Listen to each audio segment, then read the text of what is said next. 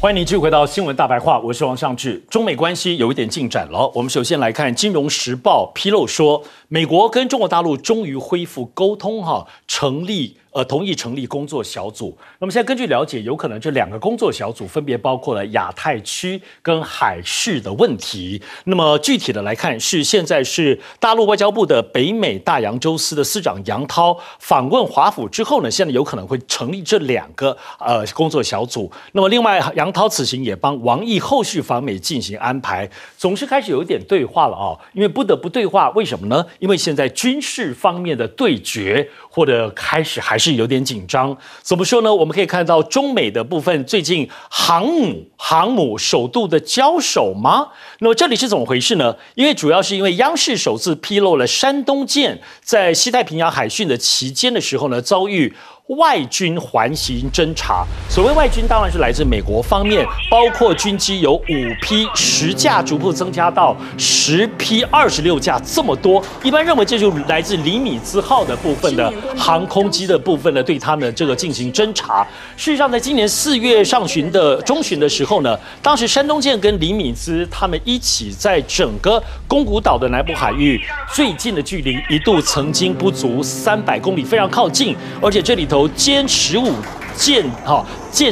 舰载机有效的驱离了尼米兹号当时的包括的一些相关的这种外环的军机。那么我们现在画面上看到的，其实也包括了解放军最近刚刚公布，因为可能是8·1建军之后的很多的宣传片，包括公开了5大战区联合作战的画面。那么这个画面可以看到，哇，真的好像拍得像电影这个水平哈。所以它整个包括了海军、空军、航空逼跨军种的这个对抗演练。从空对空的视角来看，海军也包括了空军是怎么样进行自由空战的画面，这些镜头非常的多元，而且画面非常的精致。那么这次虽然说公开是一个宣传片的概念，可是我们可以看从这些片段，基本上感觉仿佛像是电影剧本这么样的细致。当然，这里头也关注到，其实在中国大陆的长春航展，那么这次航展当中很受到瞩目的是来自于解放军，是不是会有轰20的这个部分的他们新型的部分的轰炸机哈？那么而且是不是有能力超过美国的 B2A 呢？但这次没有出现。当然没出现，是不是更具神秘感呢？因为现在主要轰20采取这个3角飞翼，我们看这个画面了，轰20，那包括它整个航程非常的远，速度非常的快，载弹量也都非常的高哦，比 B2A 要来得更好，在这个数字上。那么事实上，俄罗斯的媒体就特别还指出了内幕说，这个中国大陆的轰20研发足7年。就完成哈，所以非常快，研发的速度跟军力都非常的强，可以说是足以到能够威慑美国的本土这样子的一个程度。当然，美国的部分最近也在检讨思考跟中国大陆的这个样子的军力相比来看，是美国的印台司令他特别提到啊，很自信说，作为全球大国，美国其实是可以同时支持乌克兰和台湾这2个地方哈。话虽如此，但是呢，德国方面的媒体则表示说，不是美国无能而是中国太强大。我们来看这是怎么说呢？因为其实这里头可以看到呢，科比他提到的部分是，无论如何呢，那么美国当然会把军力整个精力对付中国，无暇关照北约的盟友欧洲的盟友。所以呢，与其坐享美国保护，他认为欧洲还是要自己想办法有一些准备啊。那么另外一方面，刚刚也提到的部分是，欧洲方面媒体认为，美国是不太可能同时在欧洲对抗俄罗斯，在亚洲同时对抗中国，并没有那么大的强大哦。而且美国现在事实上在军方的人士也有一些衔接的落差。怎么说呢？针对于海军陆战队之后，现在美国陆军成为第2个参议院没有批准正式领导人的军种，因为即将退休的这个美国陆军参谋长麦康威尔8月4号就失去指挥权了，竟然有中空的这个阶段，没有直接有补足的部分的人选，这是在美国的这个军事领导现役当中很少出现这样的状况。那么在此同时，美国的议员也希望包括太平洋岛国这里看，特别是这个参议员的恩斯特，他特别提到还是北京跟所罗门群岛的关系，那么包括帛琉的这个经济海域也是中国大陆慢慢的入侵哈。从他的角度来说，那么因此他希望那么能够支持这个国家安全委员会的部分，能够把整个太平洋岛国的战略地位能够提高。同时这里也有提到，是不是中国的势力对拉美已经进入红区呢？这是来自美国南方司令部的司令理查逊这位女将军当中，她所提出的，她形容说，现在中国大陆的军力已经来到了20码这个达阵的这个红区了哦，所以他特别提到，而且还特别提到说，以拉美来说，现在有5个国家靠中国建设的5G 网络，24个国家也都是靠中国搭建这个基建，这个战略性的影响。那么这位女将军也同时提出了，先请教介大使。对，看起来这个8月份跟9月份是国际政治上面的外交旺季。对，那最主要就是说，马上有一场这个9月份，现在离现在差不多1个月多一点点的，就是新德里的 G20 峰会。是这个 G20 峰会值得注意，就是说其实其他很多领袖去大家也不会注意，最主要就是习近平跟拜登。是，在这个场合里面，双方是不是要有一场习拜2次会？是第2次，因为去年在这个巴厘岛的时候，也是这个所谓的 G20 的峰会。那个时候是习拜第1次会议，那个会议谈了3个小时，那谈出来双方把这些公布的这些资料，显然在那个时候习近平跟拜登之间达成很多共识。那作为他两边的团队在之后1年的整个工作的这个所谓的方针都出来了。那美国也一直拿这个会议的结论，希望中国大陆配合，中国大陆也用很多来希望美国来配合。所以他们现在双边的关系基本上就需要双边的领导人来定调。是，所以1年之后又有很多新的状况又有很多新的发展，所以美国可能期望非常的高。那现在中国大陆就是因为觉得美国是说一套做一套，见面是没有什么特别的意义，跟你谈了，最后你承诺的还是怎么样，还是空话一句。所以现在美国一直非常非常恢复这种双方面的接触。那9月9号到10号新德里这场G20 峰会，拜习会不会会？然后呢，会谈些什么？是，我想不仅是以现在的国际情势来讲，不仅影响了大陆跟美国国内的政治的发展，而且会对国际政治发展没错，产生很大冲击。是因为这是世界最大的2个经济体，如果说关系不睦的话，这次没有见面这个市场方面会有很多的谣言对，对这个市场是一个非常负面的讯息。所以我觉得基本上见没有什么特别的状况，见是几率是远大于不见。可这里面呢，现在这些迹象可见，就双方的外交接触在积极进行。这次杨涛是中国大陆外交部的美大司司长，对，主管美国业务的1级主管，对，所以他是工作阶层的最高阶层。那么他去美国访问，跟美国方面这一次看起来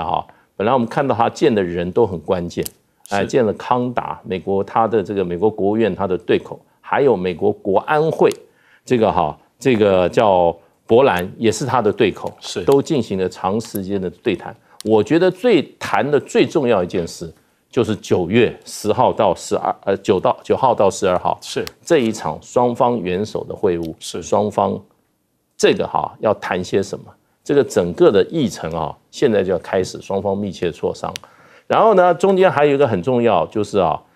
因为美国的商务部长雷蒙多在这个月可能会去中国大陆。那去中国大陆这个访问也是很关键。接下来王毅会不会在8月去？那这个都跟整个双方整个关系的气氛还有双方谈的进度有很密切的关联。是。那如果说这个8月中赖清德的过境没有引起很大的风波的话，在美中之间的话造成很大的冲击的话，事实上的话双方的互动还是会继续下去。是。然后着眼于9月这个习拜2次会。那习拜会之后，还有一场很重要的一个美国人正很期盼习近平给面子的事情，就是在旧金山有一场 APEC 的峰会，是在11月12号到18号。如果习近平抵制的话，这场峰会的话，事实上的话就没有什么可看的了。那这个对拜登来讲是一个主场，他现在也想要营造一个气氛，能够到时候让让习近平能够到旧金山跟他再会一次面。是，不过这里面有一个很大关键，就是李家超的问题。是，如果美国不邀请李家超的话，那可能11月这个峰会我想大概就没有办法。没有错。其实请教将军这里我们在这一节我们特别看到2个蛮印象深刻，包括先前山东舰跟李敏兹号，包括公布的这些画面，还有我们今天看到这个5大战区联合作战，好惊人的这个画面品质哦。第一个我想说，这个中美他们航母这个对决，首次对决，没有说对决了，不是对战，就是遭遇交手。对。那为什么我们都一直认为说美国的航空母舰，第一个它是核子动力嘛，它吨位也比较大，而且它整个航舰的战斗群数量也比较多。那中国也不过就是一个滑跃式起飞的一个航母，为什么它没有说战胜，但是它只是说没有吃亏，对不对？而且是这个给美国人一点好看。为什么会这样呢？刚开始我相信很多我们这个台湾的很多观众都觉得说这个在替美国吹牛，不在替解放军吹牛了但事实上，假如说你去看了这个美国前国防部长艾斯培写的那本回忆录，叫《一触即发》以后，你就会发现美国真的是不敢开这种战。第一个，这个中国来讲，他自己说的，中国来讲的话，有2个地方它是领先美国的，也就是长程飞弹跟巡弋飞弹这2种飞弹来讲，它领先美国。那美国为什么会输呢？因为美国跟俄罗斯签了中程导弹的一个协议，限制了自己飞弹的发展。所以我们现在会觉得说，美国你那么厉害，为什么你还是那种这么多年前的战斧型巡弋飞弹到现在还在用？没错，对不对然后没有新型的飞弹推陈出去，它是因为被这个条约所限制，所以这几年来讲它没有发展。但是中国利用这几年，你看它飞弹的发展突飞猛进，从东风21，对不对？东风17到鹰击，到各系列的飞弹发展，尤其是中程。中程它的定义是500公里到5500公里。对，那这段的射程来讲，刚好就是到第2岛链了。如果说照这样，如果说再加上这个飞机或者是军舰上面发射的话，可能就超过第2岛链了。所以在这种状况之下，美军这个艾斯培他自己亲口承认说，这2个对他来讲，对航母来讲是重大的威胁。是。那美国航母要在这个地方作战的话，他要考虑到2个，第一个是成本的问题，第二个是它的这个效益的问题。因为美国现在虽然是有11艘航母，但艾斯培也讲，他真的能够部署的只剩下2艘。是。如果说他一旦受伤，你比如说被击沉了，他只要受伤以后，他就失去战力，他就要回港去维修。在这种状况之下，他就很难再达成全球部署这个航母的这种条件。所以在这种状况之下，他只能采取回避，对，不要开战，以免说被中共的这个击伤。因为在这个我们知道，现在如果说照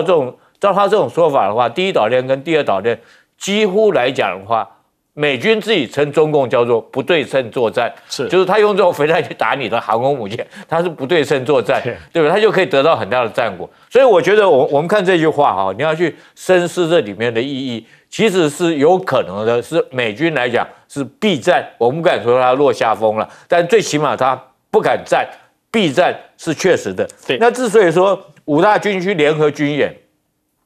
外行人可能不太了解。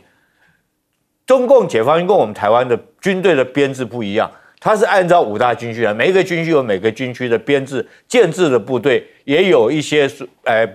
这个编配的部队。是，譬如说它的这个海军，它可能是属于北方战区的军舰，但是如果说是东部战区作战的话，它就会过来支援。飞机也是一样，那它到这边过来以后，就受这个战区来作战指挥。在这种状况之下，它5大战区联合军演，也就是说可以结合5大战区的空军以及海军的力量来实施对同一个点的作战。譬如说，他要对日本、韩国作战的话，他就集中到北部战区去，由北部战区所有集中5大战区的这个海空军力量来跟这个日韩来作战。我觉得他的解释意义在这个地方。没错。当然，接着请教韩冰。不过这5大战区，我们作为一个外行人来看还是蛮厉害的。基本上已经根本就跟美日韩全面作战的这种联合作战准备了啊。其实过去解放军很少公布这一类的画面，因为他们很多东西都把它列为机密，包括它机种的性能啊，或者他们操演的那个模式，他都不会公布。但是现在为什么他会去公布这个？其实代表他对自己的自信心越来越强，没错。而且他也是要借机展示一下，就是让中国大陆的民众对他们自己的军队更加有信心。是，那这当然是一种宣传。那至于说山东舰到底是不是实际上跟尼米兹号发生了这么激烈的冲突呢？其实也未必。我觉得双方试探是一定有的，是。但是你说到多激烈的冲突，我觉得倒是未必。双方应该还是都蛮谨慎小心的。那也因为中国大陆对自己的自信心越来越强，所以对美国来讲，这个就危险了。为什么？因为他对自己自信心越来越强，那双方就会越来越容易贴近。那在双方遭遇的时候，解放军的选择可能就是直接回击，而不是像过去的回避。所以这个对美军他经常进行所谓的自由航行啊，或者是所谓这种抵近侦察，就会产生非常严重的危险。是，所以现在假设真的能够恢复成立所谓的工作小组来对话，这个对中美双方都是好事，是对全世界也是好事，因为这样子能够减少一些误解跟冲突的发生。因为这两个国家一旦发生冲突，基本上就有可能会发生第3次世界大战，所以这绝对不是开玩笑的。那至于说美国到底有没有能力在同时开2个战场去面对呢？我认为短期可能有，但如果长期下来，它恐怕是没这个能力的。实际上，以美国现在就已经出现一个很严重的状况，就是美国的航母战斗群过去他们出来大概5-6个月就应该要回母港休息了，可是现在你会发觉他们拖的时间越来越久，然后这就连带的发生什么？美国海军从前年开始到现在什么自杀的啦，然后失控的啦，然后在上面军纪问题一大堆啊，在美国海军屡屡发生。是为什么呢？就是因为他们的在海上的执勤时间拖得太久，因为他们的舰队数量不足了，然后他们的服役的人员的轮替也不够，所以造成了他们的军舰过度使用。然后这会发生什么？它的战力是会直线下降。是，所以那现在美国自己政府内部还在捣乱，你连军种的领导人都没有推出来。那请问一下，这个军队到底要怎么打仗？所以我觉得看得出来，美军现在是呈现一个战力下降的趋势。请你稍微休息片刻，再回到新闻大白话。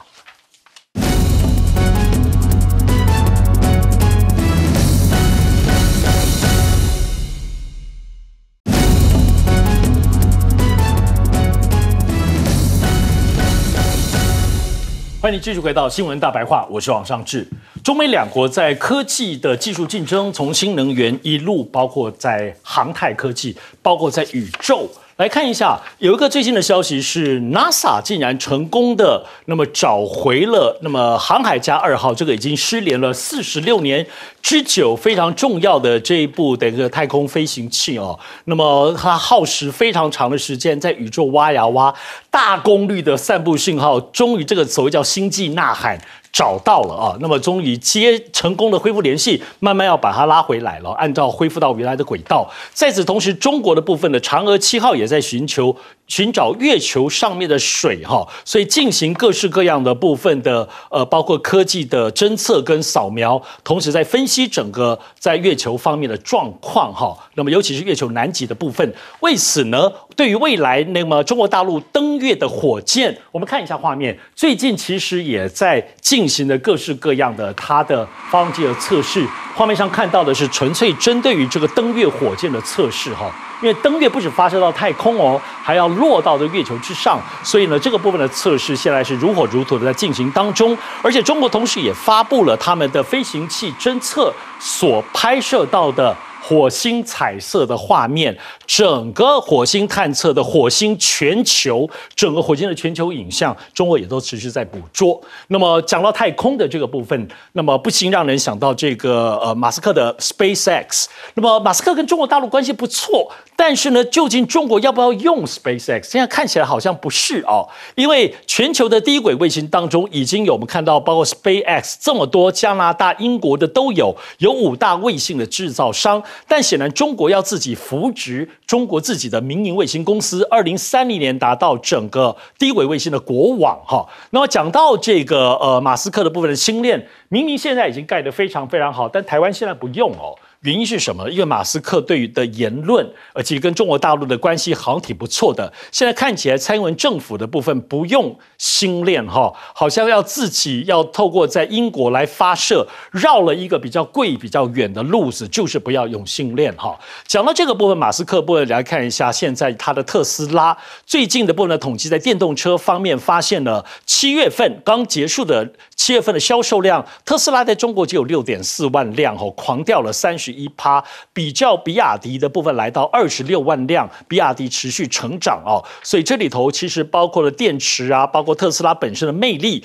外媒分析说，现在特斯拉已经卖了这么久6年了，都没有改款，开始有一点审美疲劳了哦。中国的电动车现在很多款，有很多的选择，是不是有可能会更进一步？那么中国新能源的部分可以看得出来，现在整体呢，不只是在特斯拉在中国大陆的生产，还有中国自己本身的电动车，可以看到呢，集装箱都这样吊上他们的货柜车，透过“一带一路”到全世界很多的国家。中国大陆新能源汽车已经占全球60%了哈。那么习近平特别提到，那么2014年就是说，新能源车是中国的迈向强国的必由之路哈，而且蓝图正在实现。那么经过了这8年之后呢，可以看到好像真的实现了哦。那么现在也传出宾士也会采取中国大陆未来的充电站，还有小马智行跟丰田会冲刺自驾自行车，感觉起来包括日本、德国的各式各样的新能源车跟中国大陆的各式各样的战略性跟市场性的合作都在如火如荼的进行。先请教介大使。有关登月的这个计划，中国大陆已经正式对外公布，要在2030年前完成载人登月计划。对，这已经是这个新闻是5月底的时候，那个时候美方也证实了，也就是中国大陆这个载人航空航天工程办公室的副主任，对，叫林希强，他对外公布的，所以这个是一个很正式的计划，而且时程表很确定。其实美国在这个川普总统的时候他做了2件事，就是美国要重回太空，对，那 America is back 而且不只是回到地球，还要回到太空，所以他成立2个，第一个就是说太空军，对，他把美国的军事部门原来主要在空军的几个单位合成太空军，那个我们过去就讨论过，它是明确违反这个国际公法有关太空要只能限定和平用途，对这个基本原则。而你知道，川普基本上他就是一个不讲理的人，他成立一个军种叫太空军，就是跟国际公法挑战，所以美国不遵守国际公法，由此可见。另外，他也设立一个目标，美国也要尽快再次登月。那可是因为他这个登月计划那么中间面临很多问题。所以呢，就是说，到底什么时候可以完成美国再次登陆月球？因为我们知道上一次登陆月球是1969年，阿波罗2号载着太空人阿姆斯壮登月。那时候我还很小，可是那时候我们全台湾大家都在看电视转播，全台湾全世界都要看电视转播。那个1969年，当时那个阿姆斯壮踏上月球有一句名言，到现在我都还记得就。他说是阿姆斯壮的一小步，可是人类的一大步。哇，那全球轰动。美国那个时候也是国事如日中天。可是曾几何时，他们现在又要重新要恢复他过去那个光荣可是为什么呢？美国的这个过程中，大家都值得怀疑，因为美国的这个 NASA， 它必须要怎么样？它必须要靠国会给它拨款，对，它才能做长程计划。可是美国国会这个常常变来变去，它的计划不是说今天做了，明天就钱还继续有，是常常怎么讲？就是说变来变去，这跟中国大陆是不一样。你看我们今天在2023年那中国大陆就已经明确讲2030年，是。那这个中间就表示说，它这个计划是延续的，对，而且呢，资金都会到位，对。所以这个部分的话，就是说大家这个时候就是说对美国和中国大陆的承诺来讲的话，现在以中国大陆跟美国体制相较的话，大家会比较相信中国大陆那么是会比较按计划照章办事的。倒是美国这个东西我们都不太敢确定。是。不过马斯克这个SpaceX 这个计划，其实象征是第6代的通信。也就是 G6 的6代通讯。G6 的6代通讯要通过什么？通过低轨卫星。对，基本上就不需要靠我们现在到处都看什么机台发射站，手提机器台，它是在高点上来怎么样让我们的电波传输。那将来这个 G6 的基本上是要靠什么低轨卫星，是，然后它的速度跟它的这个所谓它的这个能量覆盖面都大很多，对又快又大，所以呢，现在马斯克他这个东西现在他已经发了，听说有上万发，他要发4万颗。中国大陆也成立一个民间的公司了，对，预计要发1万颗，是，所以这种是重要的关键基础设施中国大陆绝对不会用美国的，他一定要自己建立。没错，对，将军，这个我接着谢大使的话讲这 SpaceX 其实在这次的这个俄乌战争里面表现得非常突出，是对不对？乌克兰因为它的网络都坏掉了嘛，对，所以他就马斯克支援他这个星链卫星，然后让他能够持续作战，而且不但能够持续作战，还可以跟俄罗斯抗衡。可是各位有没有注意到，前2天马斯克就讲了一句话，他觉得成本太高了。我特别要跟大家讲我们台湾目前对外联络的主要是海底的缆线，对，总共有14条，对，这14条其实缆线对我们来讲非常重要。他们有经过评估如果说我们都认为说共军封锁台湾可能是用军舰或用武力把你封锁，其实这14条缆线如果说被他从海底切断的话，我们对外的联络就完全中断了，对不对？那你说，那我们现在就靠星链，对不对可是你要知道，大家评估过星链来讲的话，如果台湾应付台湾对外需要200颗卫星，因为它是低轨道卫星嘛，对，它隔一段时间才绕过来，所以你持续要能够联络到的话，必须要200颗，而且它的传输的稳定性，老实说，目前来讲没有海底电缆那种线路来得好，是，就像是我们家里面我们自己用网络来讲的话，有线传输还是比 WiFi 来讲来的要稳一点，对，平常讲比较不会类似有这种问题。那一颗卫星200颗，一颗卫星它成本是多少呢？60万美金，对，合台币是1800万。那台湾要200颗，你看看成本多少？还有一个问题就是说，它每一颗卫星它有使用的寿限是5到7年以后就要换。所以马斯克支援乌克兰，他在叫他成本负担太大了。对，他那个卫星持续一直要不停的，第一个要不停的更换，第二个，他要不停的发射这个卫星上去补充，所以说星链，蔡英文讲的要跟马斯克合作或者是说跟英国来做合作，我觉得这目前来讲的话，台湾你现在这些科技经费上面负担得了，负担不了，而且这种东西一旦做下去以后，不是说1天2天你就没有了，而是说你隔一段时间就要换一批，隔一段时间就要换一批，我觉得这是一个很大的问题。之所以说比亚迪的汽车，不是这个。特斯拉的车子其实我听很多车迷他们在评论这个车子不错，刚开出来的时候很新鲜，很好奇，好像那个一个手机这个在开一部手机一样，非常新鲜，非常好奇。可是他们评价说这个车它的水准制造的蛮粗糙的，毕竟美国的造车产业没有日德来的要精密，来的精细。它不管里面内装要干嘛，比如说他举一个最简单的例子，我们都知道车子一定有接缝嘛，对，他说那个接缝就很大，所以造成的噪音很大。所以特斯拉的车子来讲，它的缺点在这边，它并不是很精密的车子。那中国比亚迪来讲的话，它慢慢，它除了说是在科技方面也可以进步之外，它在造车的工艺上面来讲，手艺上面来讲，也逐步的赶上特斯拉，所以它超越特斯拉是非常有可能的了，因为它的精密度、它的设计感新鲜感或者美感可能都可以超过特斯拉。韩冰，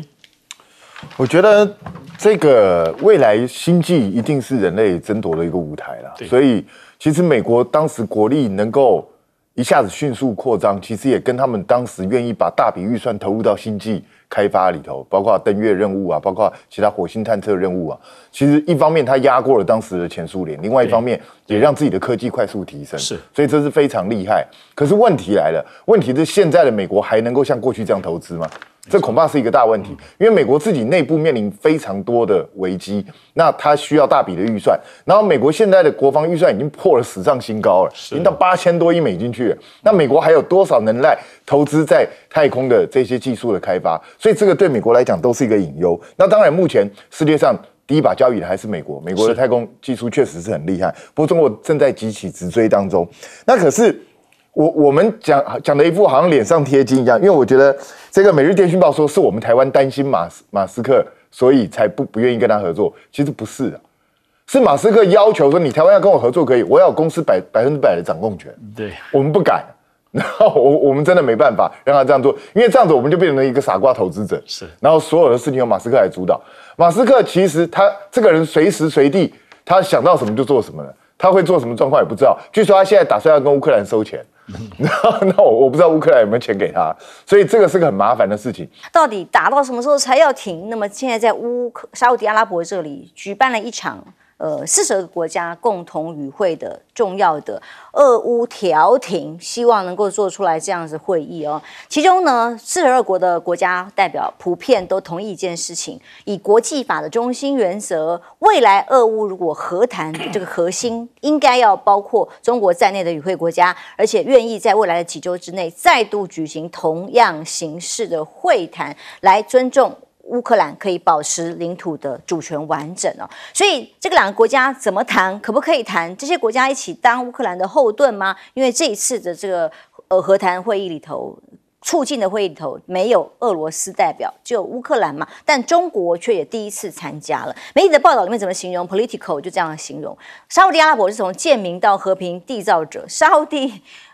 试图成为乌克兰战争的中间人，因为过去杀记者的那个案子伤了非常严重的国际形象。那么这一次主办俄乌会谈，渴望是改善形象的最新一步。而沙特阿拉伯和平峰会举行之后呢，中型强国，尤其是沙烏地阿拉伯这样的国家想要崛起的这样的概念意图也就很清楚了。调停大规模的冲突，这些中型强国标志了新世界的到来，是多极世界了吗？美国跟其他西方国家发号施令的这个世界单极的指挥中心已经不一样了，小型国家也不会被迫把自己跟美国啦、俄罗斯啦或者中国连接在一起，有自己的主张自己的方向跟发展所以当不具名的欧洲高级官员说，中国的角色这次很重要，他也是上一次第一次举行的时候并没有被邀请参加，这一次参加了。上一次呢，大多数与会者都对中国没有参加表示遗憾，这次参加是不是呢更能够让乌克兰外长所形容这个事情可能发生，吸引了中国来参加峰会，成为历史性胜利跟超级突破，有没有办法真的进一步突破，促成和平呢？其中虽然俄国的代表并没有被参加呀，那吉达峰会调停乌战没有了另外一方，有没有办法成功呢？沙国王储的脸书却特别贴出来他特别提不只是希望和平，最想要的是稳定的石油市场，全世界更稳固的贸易关系，用利益来跟各国分析利害得失吗？那么甚至最新一篇报道也支持感谢普京支持沙烏地阿拉伯加入金砖国家，也在向俄罗斯的相关人普京是好吗？但当然这是美国媒体拍到另外一个画面啦，是美国代表苏利文被拍到在会场外没有人迎接，自己相对的这个孤单的进会场。相对于沙烏地阿拉伯在记者会上贴的脸书照片后面还用了简体字，跟中国的关系是相对来被拿媒体来比较的时候，就会觉得是代表着他的意图，或者是他展现的所谓方向或者是利益关系嘛当然中国的外交战略被关心是先前王毅接替了秦刚来回任外交部长的工作之后呢，接下来下周会访问马来西亚虽然美国方面一直释出善意说邀请王毅去访问华府，但目前为止没有得到答案，只知道先下周要到马来西亚访问为优先。那么马来西亚的新洲网公布，中国跟马来西亚在2013年升级为全面战略伙伴关系之后呢，今年建交49年，而建立伙伴关系10周年，这次访问马来西亚又有些特殊的意义在里头。所以中美的沟通现在到底进度怎么样呢？又有曙光了吗？一直说曙光又被灭了。这个曙光是什么？金融时报的报道告诉大家，美中要新设一个工作组来应对棘手的争执，华府跟北京会创设2个工作组，专门对亚太地区的这个相关事宜啊来对话，有更可能还会再设3个以上的工作组，有更广泛的讨论。这么多的工作组有没有直接的有效的对话才重要啊？那么提议内容都还没有定案，但无论如何，美国并未重建过去历任政府累积下来的正式对话管道，用工作组来取代有没有办法取得真正的对话？从俄乌战事迟迟没有办法落幕，到中美的关系还是持续的在对抗跟竞争当中，亮哥怎么看？我觉得沙烏地阿拉伯召开这个会啊，这个主要是在改进自己的国际形象啦。那当然，大家都对了，俄乌战争也该有一个，我们也不要说结束了，至少要有一个转折点吧，转折点啊。所以有42个国家来捧场，这样啊。那中国大陆是派李辉嘛，就是前一阵子去乌克兰。去俄罗斯那位，然后带一个团来参加啊。可是坦白说啦，这个真正牵涉到俄乌之间的调停啊，你不可能是用这种大会来施压啦，怎么可能呢？你看具体发生现在是在做些什么事嘛？比如说乌克兰啊，昨天还无人艇去撞黑海的军舰，没错。那无人机在打莫斯科，对不对？那俄罗斯扬言要用更重磅的武器，要去报复。目前的状况就是这样啊。然后你开这个会，完全就是按照乌克兰的方案。我觉得这个就只是弄出一个舆论而已啦。因为乌克兰的，事实上我们在讲谈判啊，要有进展，前提有2种啊。第一个前提就是双方都打累了。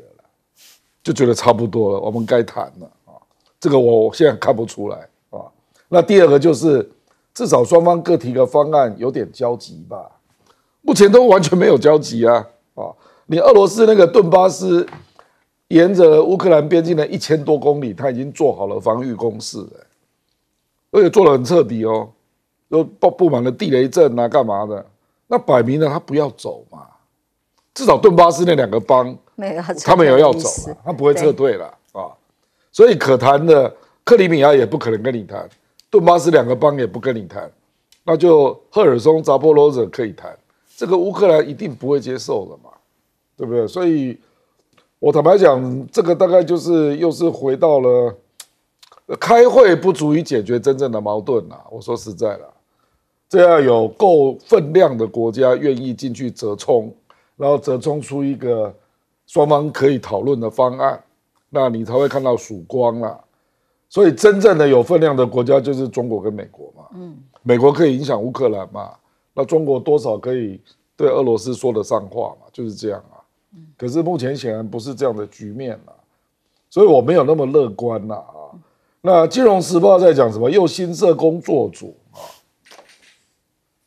我认为这个毫无用处。对，上面都没得谈的工作组怎么？因为布林肯最大的专长就是不断的开会，然后没有办法解决任何问题，会而不议，议而不决。他就是这种人啊。是这个距离我们以前所认知的一些比较厉害的国务卿啊，我们且不要去类比到基辛格那个级别啦。厉害的国务卿就是要解决问题，他跟苏利文就是2派嘛，你连苏利文都搞不定欸。他上次要去中国大陆，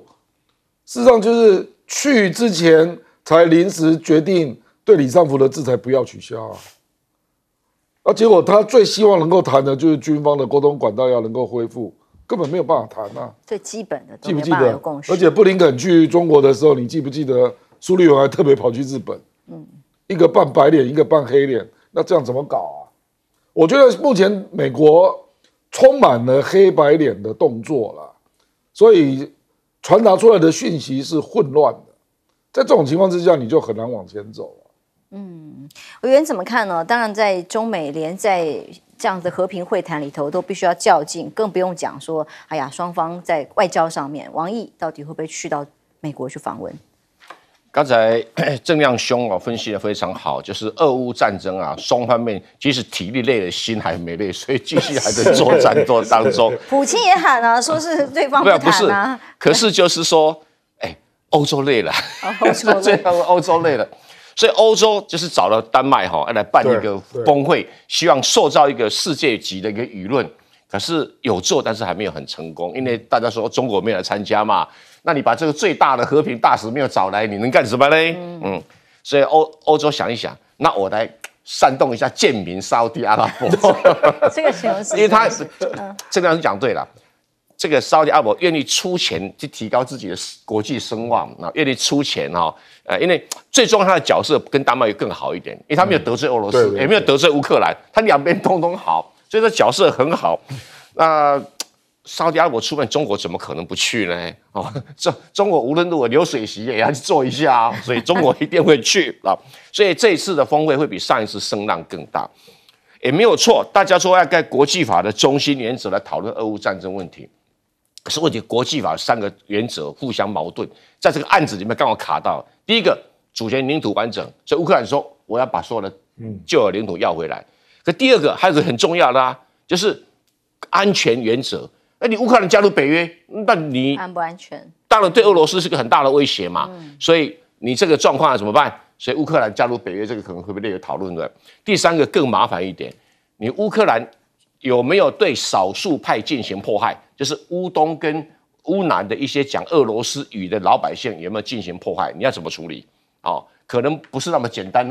说，哎呀，我要实行中央政府的权威，你们以前就专门在迫害人家，所以这3个国际法的原则刚好在俄乌战争前后都发生了，所以这各国的这些专家就要上伤脑筋了。那的确，中国、美国是2个里面最重要的一个因素了那可是问题现在就是美国有真的要松手吗？我这个可能还是个问号，很大的问号。是德国、法国是的确已经累了啦，但是美国还不累啦那可能俄乌累了，可是问题美国不累，这是比较麻烦的一件事情那反正中国就是慢火慢蹲嘛，他也不急也不累，对不对？因为他做一个和平工作是真的是要花点时间啦，何况是在战争状态底下的和平工作更加的困难。金融时报说中美要设新工作组，工作组什么时候开始谈的啦？就是巴厘岛的时候，这个习近平跟拜登谈的时候就有工作组的问题。这一次的那个美国国务卿我们这个布林肯去给大陆谈的，也有谈工作组的问题。所以，好吧，没有鱼虾也好，如果工作组能够恢复工作的效率，也是很好啦我们不苛求太多了至少有点沟通的进展跟管道了。教授怎么看？对，我对俄乌战争打到现在我也没那么的乐观就是说现在在隧道里面到底看到尽头的光没有？我觉得朦朦胧胧，好像还蛮远的。因为刚才那个委员也提到，对，我觉得要解决国际冲突，大概有一个最基本的原则，就是交战双方、冲突方是不是能够进入到一个相互都无法容忍的僵局？意愿啊，目前看起来没有。那国际社会对于乌克兰的开的会太多了比如说过去包括欧盟、北约扩大峰会在谈什么？分派任务、军火，还有武器装备、财政援助，但这一种是属于要来解决问题的。那的确，刚刚提到说6月就开过一次了，那时候只有20个国家，里面包括西方的乌克兰，那也拉了一些所谓的南方国家就是那种开发中国家，但在俄乌战争里面，它比较中立，甚至比较同情俄罗斯一些。那这一次是沙烏地阿拉伯出来做东道主，那国家数目扩大到了40多国，但基本上如果仔细去看的话，大概里面谈的东西还都是原则并不是一个实际解决问题的方法。那至于原则，其实我们听过太多，因为去年11月，乌克兰泽连斯基就提出10点方案。那今年2月份的时候，中国大陆外交部不是习近平也提出12点关于解决俄乌战争的一个基本的原则吗？那其实对比来看的话，中国大陆的版本跟乌克兰其实并不是说完全相斥，因为有些地方是有共同的一些利害关系比如说对于核扩散啦、核子安全啦、粮食安全啦等等。那其实已经有一些交集，但现在到目前这个地步为止，我会比较同意是，这次是沙烏地阿拉伯做东道主，他有他的一些利害关系考量，所以刚才的字卡上面有提到中等国家、中等强权，也希望在俄乌战争里面有一些角色扮演，发挥它的影响力，能够增进它的国家的利益。但是这是否就代表说一切会有很戏剧化的进展跟突破？我觉得目前来看还没有那么乐观，顶多是建立一些大家共同的认识跟基础，为未来的和解铺路。那目前看到的状况大概是如此。看看中美对抗除了台面上各种的经济啦、军事上的较劲之外，认知作战也在开始吗？当然，长期大家都知道这么说的，有没有那么直接的展现在台面上被发现呢？最近一则报道是说，在 Meta 就是 Facebook 所改名的这个 Meta 里头，居然发现有 CIA 这些单位退休下来，或者是其他的人所有没有旋转门啊？出来直接就雇了160多个人在这个公司里头那么等于要掌握这个全球参与这个所谓的资讯中心吗？社群平台中心吗？那么这个雇佣了15名前 FBI 特工甚至 Meta 从2018年到现在一共编了160多个人来自 CIA、FBI、NSA， 到底是自己愿意的还是被要求安插的不知道所以全球参与中心是不是直接向 Meta 提供资金？现代版的知更鸟行动，这是过去曾经发生的知更鸟行动，现在被质疑往这个方向在发展吗？什么是知更鸟行动？这个是维基百科联合创始人还感叹了，这个叫做 CIA 的信息战工具。最喜欢指控别人认知作战的美国早就这么做。这个证据是说，在2008年的时候 ，CIA 就跟 FBI 电脑网络位置用来编辑维基百科，所以维基百科上的内容就是由 CIA、FBI 来插手做的桑格就已经公开这样提醒了。知更鸟行动更是以 CIA 为50年代的大规模行动，可以影响很多的这个选举还有相关的行动。那么相关节目主持人就曾经为这个观点提出过看法，听听这段谈话。So when you get in, Joe Biden will go and you'll fire the other guys? Is that no, yeah, all of those. I will reorganize the CIA, and I'm going to. The CIA is to provide the military-industrial complex. My uncle discovered this with this pipeline of continual new wars. 这是小甘胆迪的看法就当时就认为有质疑是不是为军工企业提供军事冲突等等的这样的意见，认知作战吗？那么当然，美国借题发挥各种的说法，比方说众议院的中国委员会主席警告无情的间谍活动正在进行当中，说是中国正在各种间谍认知作战相对于刚刚所提供的这个讯息里头，事实上大家觉得也蛮对比的。而美国众议员的这个对于盖拉敦。格敦这个他所希望拜登政府限制对华投资，要求越来越严格，连投资都不行。但是多次颁布行政命令要限制的结果，企业家并不买单。例如呢，拜登要发布行政命令，针对私募股权去投资的这些议题，其实其他的企业都不管怎么说呢？比方说，跟拜登政府唱反调的 Intel 在深圳建立了晶片创新中心，不是说不能投资吗？他不但去建立了，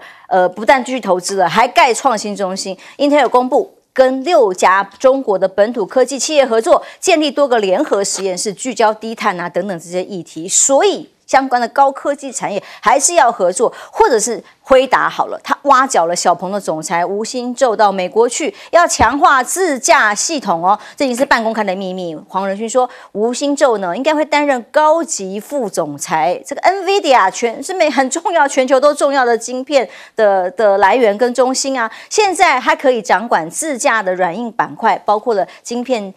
自驾、智驾，还有软体算法等等这些议题，要把最弱的自驾业务救起来。那告诉大家，虽然美国政府不断的用强硬的行政命令跟措施来限制，但美国的企业为了要存活，当然还是没有在管政府的嘛。亮哥，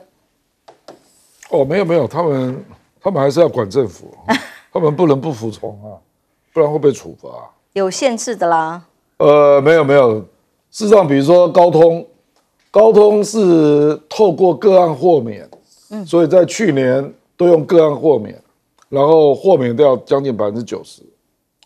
可是他还是要循程序，他不能违法的啦。美国企业基本上是守法的，比如说英特尔虽然跟高通还有 NVIDIA 去游说商务部，可是据了解下礼拜就要公布了，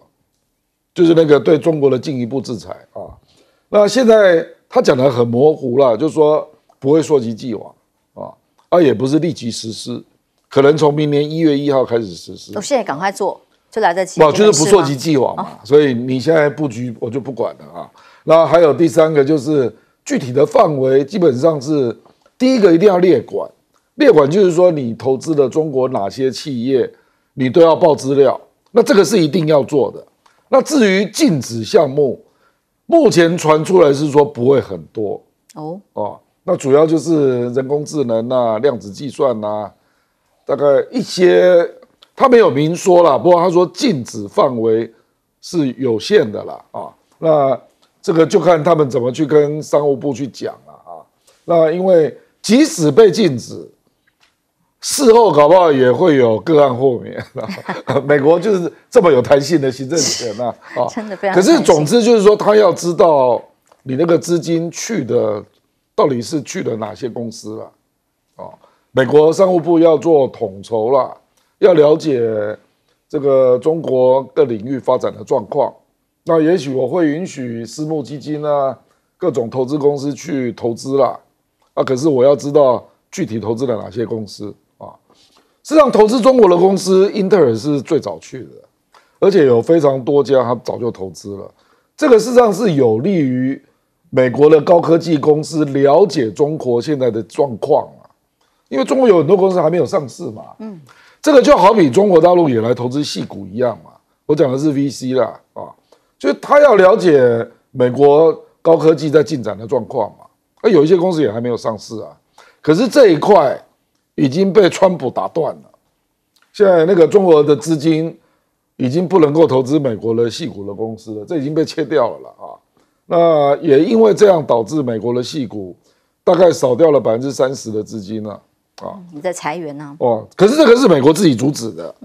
那中国并没有阻止美国去投资中国的高科技公司那可能会设限比如说你不能当超过多少等等可是中国大陆大概只有比较机密的，比如军工那不行所以自驾没关系自驾我坦白说了，连那个这个我们说美国的那个右翼认为最大的美奸就是马斯克嘛就特斯拉的老板是特斯拉的老板，他还到中国大陆找了一个人到北美当特斯拉的总裁呢，是对不对？那个人也是中国人这表示中国大陆的新能源汽车已经做到相当的程度，自驾也发展到相当的程度，所以有一些领域美国不得不跟他合作嘛。比如说 NVIDIA 为什么会想去找一个大陆人来当副总裁，对不对？他小鹏汽车出身的嘛，他就知道自驾这个东西会用到图形晶片，那我要了解中国应用的状况那特斯拉早就找了，所以这个东西是这样啦，就是坦白说我有一个发现啦，就是如果只要几乎是同步啦，或没有落差太远的中美两国同时发展的，其实中国不一定输美国那是因为半导体这种东西累积的太久了嘛。那中国大陆做梦也没有想到哪一天要来脱钩了现在脱钩，那中国大陆大概忽略了20-30年有很多设备没有投资嘛，那这次他就要吃大亏嘛那如果是一起崛起的企业，其实他不一定输了那所以我觉得在这里美国如果说未来他的科技政策被这些水准极低的国会议员来掌握那坦白讲就是美国的不幸我认为美国商务部还多少了解，可是美国国会真的就是一塌糊涂尤其是那个中国小组那个召集人那个高拉格，一定就是一个科技的这2个字不能用所以不好讲无知一窍不通的人来主导美国对中国的科技政策，这就是灾难的确就会对于整个全球的半导体产业，这个就是美国自己要去拿捏啦。是美国人才那么多，然后你现在要让国会，因为参议院前一阵也办了听证会嘛，说美国你那个每一家什么大的那个投资公司基金的公司你们有投了多少钱去中国他都要做调查嘛，甚至还要进一步禁止、限制这才是影响全球供应链非常重要的关键。休息一下，马上回来。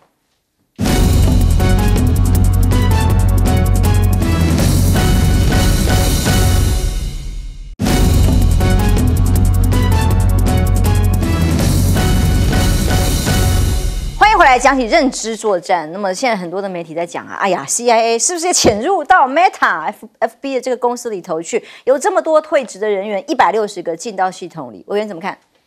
？Facebook Meta 请 CIA 跟美国安全单位退役的人员到他公司里面服务啊，不一定要把它认为是 CIA 等人要操作脸书等等，但是在1950年代以来啦，已经好几年了。这个美国 CIA 跟所有的情报单位的确全力的在渗透美国所有的媒体，他们包括花钱收买编辑、收买记者、收买节目主持人啊，收买播报员，这是美国一个几乎半公开的事啊。还有文化界，还有文化界的、艺文界的人士那因为他们需要做一种塑形，说对苏联的一个冷战时期的一种道德的制高点。然后让所有的群众支持他，顺便打击反对这个美国执行冷战政策的艺文界或者政治界的人士。不要讲别啊在我想2年前嘛，美国国会通过5亿的预算美金，说要对中国做负面形象作战，也就是在全世界收买记者、收买媒体，抹黑中国大陆，在欧洲很成功啊，在欧洲他们做得很成功所以这个维基百科的3个他当然会抱怨啊，说 CIA 跟情报单位找了一批人什么学生啦等等，整天在这个维基百科上面修改这个修改那个，乱写一通那 Facebook 不可能离开 CIA 的控制嘛？举个例子，这个今年年初吧，我只写了一个那个谁啊，那个俄乌战争里面那个民兵团体，我们现在只能讲民兵团体，现在变兵变团体瓦格纳的战绩表，我把它列出来那他说违反社区守则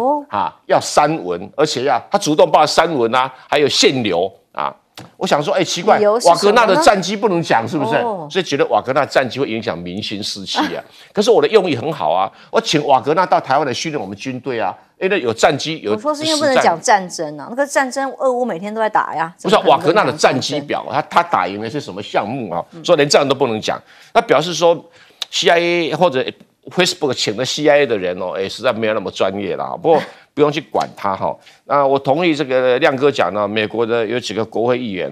说要限制美国投资中国大陆，其实很好啊，没什么不好。为什么？因为你只要看表面上中美的之间的贸易逆差好像是中国赚很多。事实上，在服务跟投资的逆差，美国赚更多，好不好？你不要看看那个谁啊，那个巴菲特光投资那个比亚迪赚100倍耶，你到哪里去赚这么大的钱？所以投资跟这个服务的贸易，美国是赚翻了，而且比它的贸易的顺利差更多至于这个自动驾驶，就是一个 AI 系统的一种很特殊的 AI 系统的一种。那中国大陆在这边相对是很先进所以美国公司在这边挖人也一点都不意外啊。所以包括说 Intel 到美国到中国大陆去设什么研发中心也不意外啊。那个包括 Microsoft 到那边设研发中心，包括那个苹果都在那边设研发中心。苹果老板自己讲啊，没有中国大陆这一批工程师，他们苹果手机不可能这么进步。这个就是一种软体这种规划跟设计嘛。没有，我们先休息一下，待会儿有更多深入的讨论。